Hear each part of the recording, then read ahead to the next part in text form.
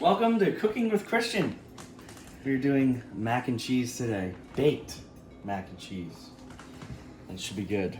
We got some stuff set up. We got 3 cheeses. We got Munster, sharp cheddar, Monterey Jack for a little Spanish in there. We also have bacon that I chopped up pretty coarse that we have ready. We did that all off camera because it takes a little while. So first thing we want to do, put a plate, and I'm gonna do a little under medium low. First we're gonna start with a roux. So we're gonna do half a stick of butter, and we're just gonna let that melt in there.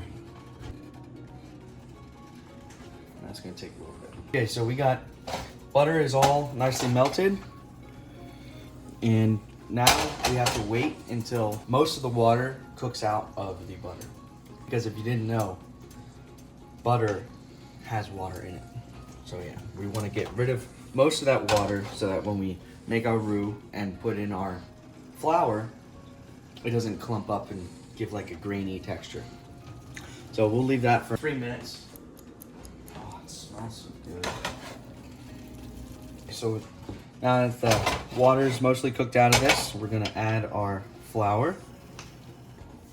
And basically you want the same amount of flour as you put in butter.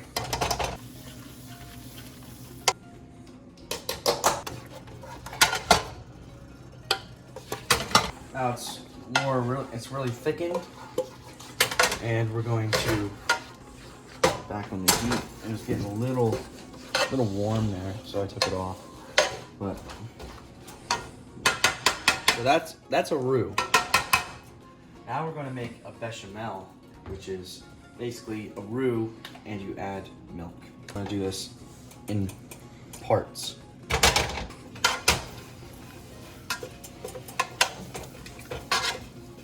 Now when we do this, it's going to become, look at that.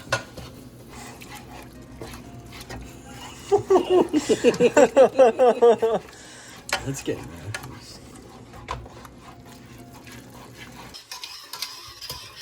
Okay, so we're slowly adding the milk and getting that nice smooth texture.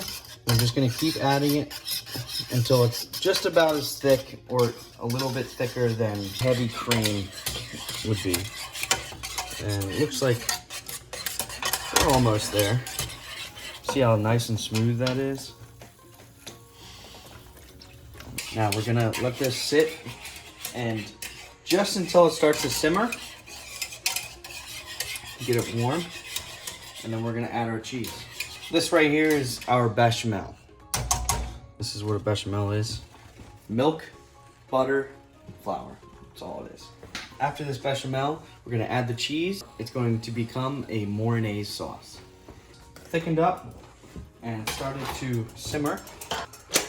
Turn the heat off. We're gonna get our cheese, and we're gonna put it all in. Now this is not a recipe, so I don't know what the measurements of anything is at all. It's going by feel here. If it needs more, then we'll add more. But yeah, basically we want to fold it in.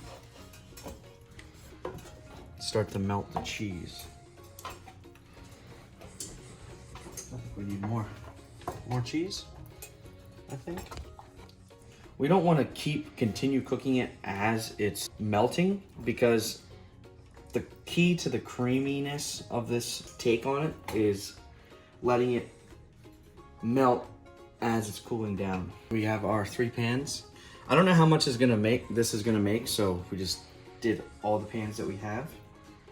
It might be less, might be more, who knows? But you're gonna find out with us. Noodles. Now I cooked these a little bit longer than I should have. You really want them to be firmer than al dente, which is like basically partially cooked, just like you would do with ziti or lasagna.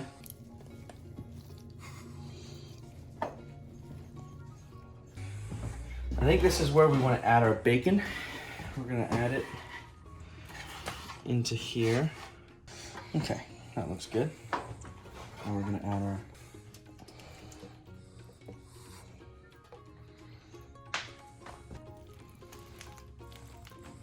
well, we decided to put it all in to the one because it looks like it's molding pretty well.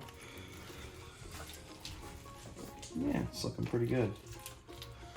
Now I did have a mistake. Oh, one of the times I cooked this, there was way too much breadcrumbs to mac and cheese ratio. So I think we're gonna fix that this time. What I've learned is you don't need too much. But before we put the breadcrumbs in, we're gonna get some Parmesan. This is all I have. Usually you wanna grate your own cheese, just because there's things that they put on the outside of the shreds to help them from stop sticking. But I think this will be all right. It's just the top layer. Okay, so this is our breadcrumb. We're using panko breadcrumbs today. Well, I think that looks pretty decent. Now the trick that I learned from my aunt is if you want a nice, crispy, crunchy crust on the top, you want to add like little pieces of butter. So that's what we're gonna do. Our knife, we're just gonna chop these into little pieces. Bring them over here. And we're gonna evenly space it out. Now, if you wanted to be really fancy, you could toast the panko breadcrumbs before, just to get a nice color, but I think we'll be all right. And I think that the 375 degree oven that we have will toast these without us needing to do anything. Oven's preheated, and we're gonna put it in. Uncovered, so we get a nice golden crust. Put that baby in there. And let it do its thing. I am not 100% sure that it's not gonna overflow. We're gonna put some foil underneath, so that if it does decide to overflow, it won't be a mess. All right, and then we're gonna do 45 minutes at 375. And we got a lot to clean up, so we're gonna clean up and we'll see you when it's ready. All right, it's been 45 minutes. We're gonna see how this baby looks. Oh, man. Oh. Looks pretty good. Now we have to let this rest for about 10 minutes to get it set. Then we can cut a piece and show you guys. All right, it's rested. We're gonna cut into it and see how she looks. Oh, you can hear that crunch. You hear the nice crunch of that crust. Oh. I have to say, it looks damn good. Love that crunch there. Now the thing is, I did not salt this or season it in any way, mainly for the reason of seasoning the taste. The only thing I did salt was the noodles or the macaroni. Obviously you have to salt that, but yeah, we'll see how it tastes just by itself. It does have bacon in there, so it should have a little bit more than normal.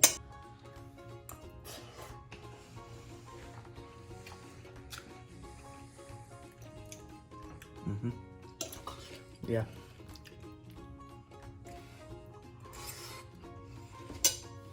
I would say that's the best mac and cheese I've ever made. Nice. Definitely. I'm gonna review and see how this actually tastes. Did you get the bacon put on there? Yeah, get a little piece of bacon. Get it all.